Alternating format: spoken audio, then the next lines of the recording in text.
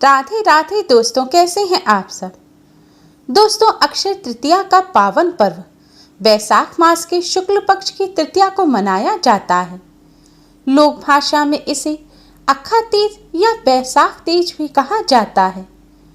त्रेता और सतयुग का आरंभ भी इसी तिथि को हुआ था, इसलिए इसे कृतयुगादि तृतीया भी कहा जाता है। भविष्य पुराण के अनुसार इस दिन स्नान, दान, जप, होम, स्वाध्याय, तर्पण आदि जो भी कर्म किए जाते हैं वे सब अक्षय हो जाते हैं। यह तिथि संपूर्ण पापों का नाश करने वाले एवं सभी सुखों को प्रदान करने वाली मानी गई है। इस तिथि की अधिष्ठात्री देवी मां पार्वती हैं। तृतीया तिथि को मां पार्वती जी ने अमोघ फल देने की सामर्थ्य का आशीर्वाद दिया था। उस आशीर्वाद के प्रभाव से इस तिथि को किया गया कोई भी कार्य निष्फल नहीं होता। व्यापार आरंभ, गृह प्रवेश, वैवाहिक कार्य, सकाम अनुष्ठान, दान पुण्य, पूजा पाठ अक्षय रहता है, अर्थात वह कभी नष्ट नहीं होता। इसलिए इस दिन किए जाने वाले अनाचार, अत्याचार, दुराचार, धूर्तता आदि के कारण होने वाले पाप का कर्म फल भी इसी तरह अक्षुण रहता है। इसलिए शास्त्रों का मत है कि मनुष्य को इस दिन बहुत सावधानी से संयम नियम के साथ रहना चाहिए। यह भी कहा जाता है कि आज के दिन मनुष्य अपने स्वजनों द्वारा जाने अनजाने में किए गए अपराधों की सच्चे मन से ईश्वर से क्षमा प्रार्थना करे तो ईश्वर उसके अपराधों को भी क्षमा कर देते हैं और उसे सद्गुण प्रदान करते हैं। अतः आज के दिन अपने दुर्गुणों को भगवान के चरणों में सदा के लिए अर्पित कर उनसे सद्गुणों का वरदान मांगने की भी परंपरा है। अक्षय तृतीया का स्वयं सिद्ध मुहूर्त के रूप में भी बड़ा महत्व है। बिना पंचांग देखे भी इस दिन कोई भी शुभ मांगलिक कार्य जैसे विवाह, गृह प्रवेश, घर, भूखंड या वाहन आदि की खरीदारी से संबंधित कार्य किए जा सकते हैं।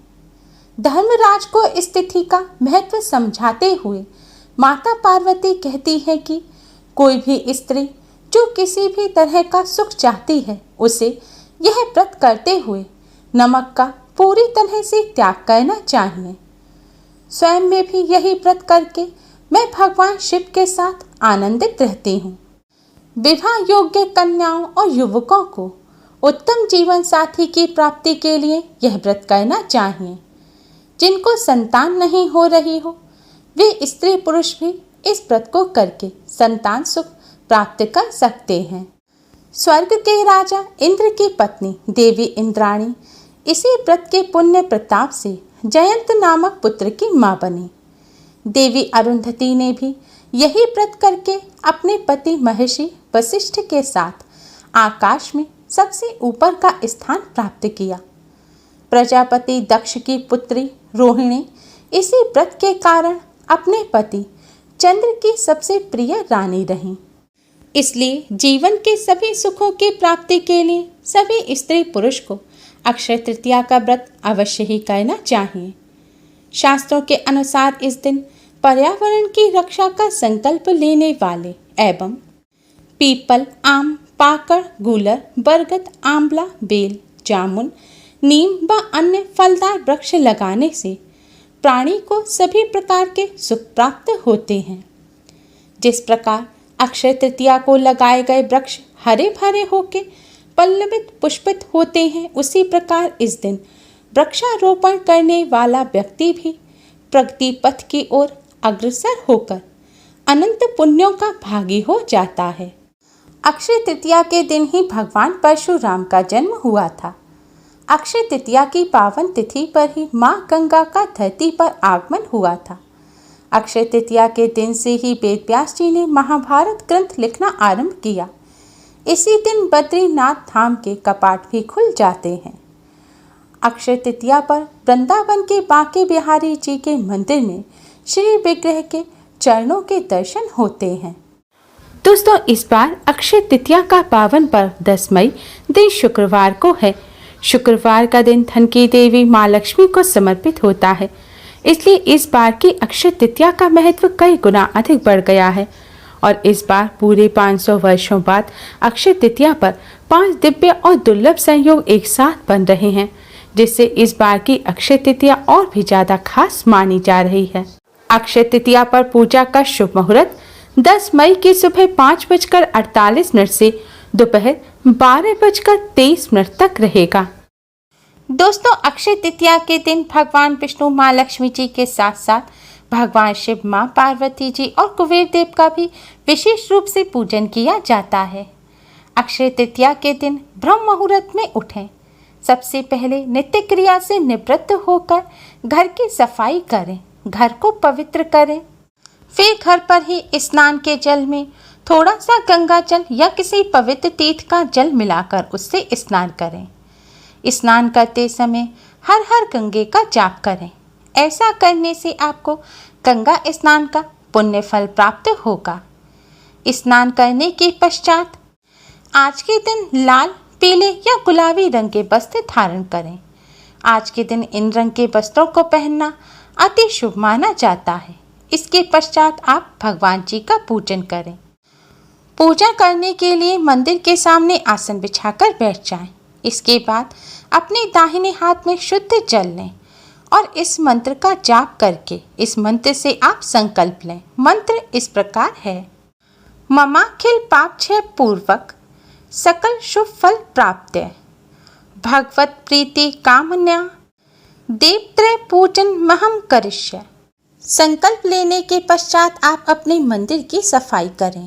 भगवान जी की जितनी भी तस्वीर हो सभी को आप साफ कपड़े से पोंछें और भगवान जी के जितने भी श्री विग्रह हैं आप उन्हें स्नान कराएं और स्वच्छ वस्त्र धारण कराएं। इसके पश्चात भगवान विष्णु जी या लड्डू गोपाल जी के श्री विग्रह को आप पंचामृत से स्नान कराएं। पंचामृत यानी कि दूध, दही, घी, शहद और शक्कर। पंचामृत से स्नान कराने के पश्चात आप शुद्ध जल से भगवान जी को स्नान कराएं। इसके बाद आप भगवान जी को पीले रंग के या फिर लाल, गुलाबी रंग के स्वच्छ वस्त्र पहनाएं और उनका श्रृंगार करें। अब सबसे पहले कुमकुम से भगवान श्री गणेश को तिलक करें। भगवान श्री गणेश को पुष्प अर्पित करें और फल मिष्ठान का भोग लगाएं। इसके पश्चात भगवान विष्णु जी को चंदन, केसर या फिर हल्दी से तिलक करें। भगवान शिव जी के भी तिलक करें। फिर आप माँ लक्ष्मी और माँ पार्वती जी के कुमकुम से तिलक करें। फिर आप भगवान जी को पुष्प अर्पित करें। अगर पुष्प ना हो तो आप इत्र अर्पित करें। भगवान जी के पोशाक पर इत्र लगाएं। आज के दिन भगवान लक्ष्मी नारायण जी की पूजा सफ़ेद, पीले रंग के कमल या गुलाब के पुष्प से करनी चाहिए। इसके बाद आप भगवान जी को नैवेद्य अर्पित करें। नैवेद्य अर्पित करने से पहले आप भगवान जी के सामने एक शुद्ध घी का दिया जलाएं और एक सुगंधित धूप बत्ती जलाएं। इसके पश्चात नैवेद्य अर्पित करें। आज के दिन नैवेद्य में गेहूं, जौ या चने का सत्तू, मिश्री, नीम की कोपल, ककड़ी या और सभी प्रकार के मौसमी फल और चने की भीगी दाल अर्पित की जाती है। साथ ही भगवान जी को तुलसी दल अवश्य ही अर्पित करें। आज के दिन सोना खरीदना भी बहुत शुभ माना जाता है, लेकिन अगर आप सोना नहीं खरीद सकते तो आपके यहाँ सोना का कोई भी आभूषण हो तो आप उसे अच्छी तरह से पहले साबुन से धोकर साफ कर लें, फिर उसके ऊपर गंगा जल का छिड़काव करें। इसके बाद इस आभूषण को आप माँ लक्ष्मी जी के चरणों में रखें और इस आभूषण पर भी आप हल्दी और कुमकुम से तिलक करके पूजन करें। अब आप भगवान विष्णु, माँ लक्ष्मी जी के इस मंत्र का 108 बार जाप करें। मंत्र इस प्रकार है: ओम ह्रीं ह्रीं श्री लक्ष्मी वासुदेवाय नमः। ओम ह्रीं ह्रीं श्री लक्ष्मी वासुदेवाय नमः। मंत्र का जाप करने के पश्चात अब आप भगवान शिव, माँ पार्वती जी के इस मंत्र का 108 बार जाप करें। मंत्र इस प्रकार है: ओम उमा महेश्वराय नमः। ओम उमा महेश्वराय नमः। मंत्र का जाप करने के अलावा आप सभी भगवान जी के चालीसा का भी पाठ कर सकते हैं। आज के दिन विष्णु सहस्त्र नाम का पाठ करना भी बहुत ही शुभ माना जाता है। अब कुबेर देव के इस मंत्र ओम शिरिम ओम हिरिम शिरिम ओम हिरिम शिरिम क्लिम वित्तेश्वराय नमः मंत्र का 21 बार जाप करें। आप चाहें तो 108 बार भी जाप कर सकते हैं। मंत्र का जाप करने के पश्चात अब आप सभी भगवान जी की आरती करें। अक्षय तृतीया पर इस विधि से पूजन करने से भगवान विष्णु, माँ लक्ष्मी जी, भगवान शिव, माँ पार्वती जी और कुबेर देव की असीम कृपा प्राप्त होती है। साथ ही जीवन में सभी प्रकार की खुशियाँ प्राप्त होती हैं। दोस्तों, अक्षय तृतीया पर व्रत रखना बहुत ही ज़्यादा शुभ माना जाता है। माना जाता है जो व्यक्ति अक्षय तृतीया पर व्रत रखता है उसे जीवन में किसी भी चीज़ की कभी भी कमी नहीं रहती। इसलिए हो सके तो आप सभी भी अक्षय तृतीया पर व्रत अवश्य ही रखें। अक्षय तृतीया पर व्रत रखने के नियम बहुत ही आसान है। अक्षय तृतीया पर आप केवल फलों का सेवन करें। व्रत में किसी भी प्रकार के नमक का सेवन ना करें। व्रत का नमक भी ना खाएं। किसी भी प्रकार का तेल ना खाएं और आप सब प्रकार के फल तो खा सकते हैं लेकिन नींबू का सेवन ना करें। अक्षय तृतीया पर मीठी चीज़ें जैसे कि चाय, कॉफ़ी, मीठा दही आदि आप ले सकते हैं। अगर आपको स्वास्थ्य से जुड़ी कोई समस्या है तो आप इस व्रत में एक समय अन्न खा सकते हैं। अगर आप व्रत नहीं भी रख रहे हैं तो अक्षय तृतीया के दिन भूलकर भी तामसिक भोजन ग्रहण ना करें। बड़ों का सम्मान करें, महिलाओं का भूलकर भी अपमान ना करें। आज के दिन नाखून ना काटें, बाल ना काटें, दाढ़ी मूछ ना बनवाएं। अक्षय तृतीया पर किसी का भी अपमान ना करें, किसी से भी बुरे वचन ना बोलें, ना ही जीव हिंसा करें। माना जाता है अक्षय तृतीया पर जिस तरह किए गए पुण्य हमेशा अक्षुण रहते हैं, अक्षय रहते हैं, उसी प्रकार किए गए पाप भी कभी समाप्त नहीं होते। शास्त्रों में बताया गया है जो इस तिथि को उपवास करते हैं वह रिद्धि, वृद्धि और श्री से संपन्न हो जाते हैं। शास्त्रों के अनुसार इस दिन दान देने वाला प्राणी सूर्यलोक को जाता है। इसलिए अक्षय तृतीया पर अपनी सामर्थ्य के अनुसार दान अवश्य ही करना चाहिए। अक्षय तृतीया पर जौ, गेहूं या चने का सत्तू, खरबूज, मौसमी फल, अन्न, वस्त्र, पानी की मटकी, छाता आदि सभी चीज़ों का दान करना बहुत ही शुभ माना जाता है। दोस्तों, अगर आप इसी दिन दान ना कर सकें तो आप दान के लिए थोड़े रुपए निकाल कर रख दें और जब स्थिति सामान्य हो जाए तब आप उन रुपयों से सामान खरीद कर किसी ब्राह्मण या जरूरतमंद व्यक्ति को दान करें। ऐसा करने से भी आपको अक्षय पुण्य की प्राप्ति होगी। इस विधि से अक्षय तृतीया पर आप व्रत पूजन करके भगवान विष्णु, माँ लक्ष्मी जी, भगवान शिव, माँ पार्वती जी और कुबेर देव जी की कृपा प्राप्त कर सकते हैं।